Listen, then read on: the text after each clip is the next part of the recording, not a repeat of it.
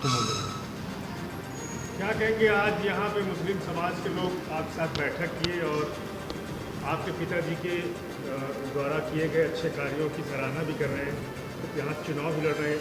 यहाँ के बुद्धिजीवी लोगों को मुस्लिम समाज लोग कितना धन्यवाद देंगे? मैं बहुत बहुत धन्यवाद करना चाहता हूँ सभी भाइयों को, बड़े भाइयों को, जो आज अपना समय निकाल के मेरे उसमें आए।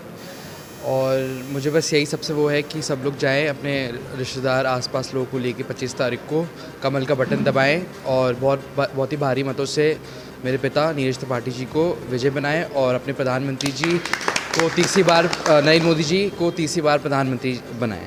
धन्यवाद। अपना परिचय। तेजस त्रिपाठी।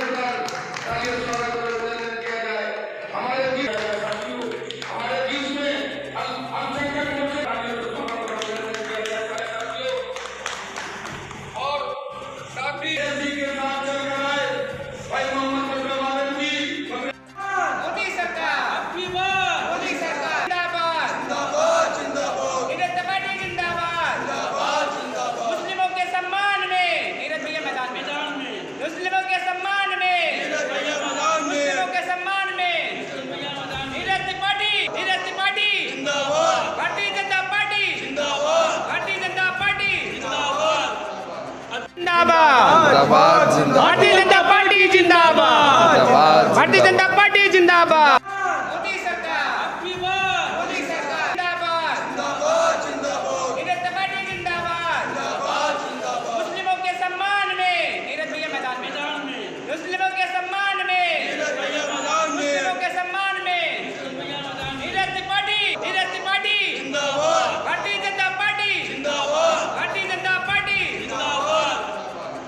तेजस दिखना चाहिए। करैली से क्षेत्र में मुस्लिम समाज को लेकर आप नीरज त्रिपाठी के लिए और प्रधानमंत्री के हाथों को मजबूत करने के लिए एक आपने बैठक किया है, क्या कहना चाहते हैं? आज हम लोग का मुस्लिम सम्मेलन बैठक है करेली में और बुद्धिजीवी बैठक है, इसलिए एकत्रित हुए कि नीरज त्रिपाठी जी का परिवार, आदरणीय केशरीनाथ जी का त्रिपाठी जो है परिवार किसी एक के लिए नहीं रहा है, सभी के लिए रहा है। और केशरीनाथ त्रिपाठी जी ने संपूर्ण भारतवर्ष में कार्य किया है। तो ऐसा परिवार जो कभी किसी के लिए दरवाजे नहीं बंद करता है, तो उसके लिए कहीं दरवाजे बंद नहीं हैं। यहाँ लोग भी तैयार हैं, बस कुछ बातें हैं कि मुस्लिम समाज तक नहीं पहुँची हैं, क्योंकि सब लोग नहीं जुड़े थे। अब वो सोशल भी नहीं रहे हैं, इतना काम हमेशा करते रहे हैं, क्योंकि सोशल बहुत लोग ने कहा कि उनको टिकट क्यों दे दिया गया, तो उनको नहीं मालूम है। मैं कुछ चीज़ें बताना चाहता हूँ कि किस तरह से वो मुस्लिम समाज की मदद की है। एक छोटी सी कहानी में बताऊँगा। कुछ करीब 5 साल पहले की बात है। एक मुस्लिम लड़की आई थी जिसको फ़ीस भरनी थी और उसका जो है लास्ट सेशन चल रहा था और 3-4 दिन ही बचे रह गए थे। तो किसी के ज़रिए मेरे पास आई तो रो रही थी कि हमको मदद कर दीजिए, हमारी 45,000 रुपये फ़ीस है, कैसे होगा, हमारा पूरा कैरियर बर्बाद हो जाएगा, तबाह हो जाएगा। उसने कई बड़े नाम लिए, मुस्लिम घरानों के भी नाम लिए, हमने सबके पास भेजे उसको, लेकिन किसी ने 1 रुपये की भी मदद नहीं की। फिर थक हार के निराश हो गई, तो फिर वे आई रोने लगी मुझसे। तो फिर मेरे मन में आया कि क्यों ना एक बार नीरज त्रिपाठी जी को फ़ोन कर लिया जाए जो है। तो मैंने नीरज भैया को फ़ोन किया, मैंने कहा भैया जो है एक लड़की है और मुस्लिम लड़की है और उसको ऐसी आवश्यकता है, मदद कर दीजिए। तो भैया ने कहा उसको मेरे पास भेज दो, मेरा नंबर दे के भेज दो। और मैंने उसको लड़की को भेजा। मैंने सोचा कि भाई हमें अपेक्षा नहीं थी कि जैसे समाज में आज 1 रुपए की कोई मदद करने के लिए तैयार नहीं होता, तो हमने सोचा 10-5 हज़ार की मदद कर दें तो बहुत बड़ी बात है। तो जब वो शाम को उसका फ़ोन है, हमने कहा तुम्हारा फ़ीस का हुआ? तो बोली हाँ मेरा फ़ीस का हो गया। तो हमने कहा कि कितनी की मदद हुई?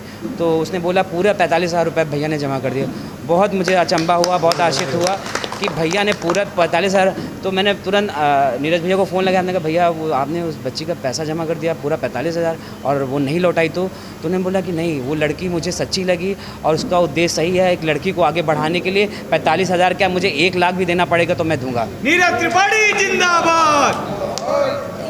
इस तरह का कार्य उन्होंने किया है, आप सोचिए। ऐसा बहुत से कार्य किया उन्होंने। अरे वो परिवार में और हम तो ये छोटा सा संक्षेप में और एक चीज़ बता दें, कितने अनगिनत लोगों को मैंने भेजा है कि हॉस्पिटल में एडमिट कराना हो, स्कूल में एडमिशन कराना हो, बहुत सारी चीज़ें। कोई ऐसा काम कभी उस परिवार ने मना नहीं किया। यहाँ तक कि कोई निराश नहीं और होता। कविता भाभी जी का भी बहुत अच्छा नेचर है, बहुत स्वभाव है। हम जनता से अपील करेंगे, खासतौर से अपने मुस्लिम भाइयों से, परिवारों से, कि जाएं 25 मई को वोट देने और भारतीय जनता पार्टी के हमारे इलाहाबाद प्रत्याशी नीरज भैया को जम को वोट करें और विकास और देश के सुनहरे दौर को लौटाएं। पर्चे दे दीजिए। राहिल हसन, प्रयागराज।